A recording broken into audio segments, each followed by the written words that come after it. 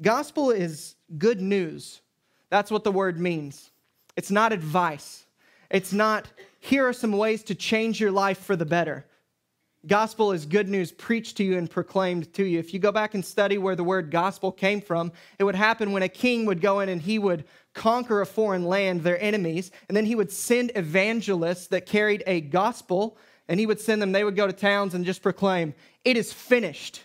It's done. Your king has conquered. Your life is changed. You are now free. And so then when Jesus Christ comes and he starts proclaiming the gospel of God, we start to understand what gospel really means. It doesn't mean advice on how to change your life. It means good news that Jesus has lived, that Jesus died, and that 3 days later, Jesus resurrected from death to life, conquering everything. I'm pumped to preach the gospel to you because I'm not giving you a self-help talk or seminar right now. I'm not telling you, here's 3 simple ways that you can change your life and it'll be Easter every day. That's not what we're doing. But we're going to be proclaiming the truth of what the Bible says about the good news, about what Jesus really did, and about the true implications of the resurrection.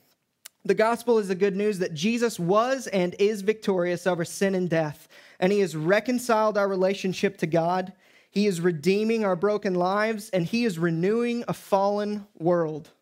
We celebrate the good news that through Jesus, eternal joy is secured for all who would come to him, trusting in his performance on their behalf. That's the gospel. It's not simply salvation for people, but it's also salvation from our broken lives, and it's salvation for the entire world.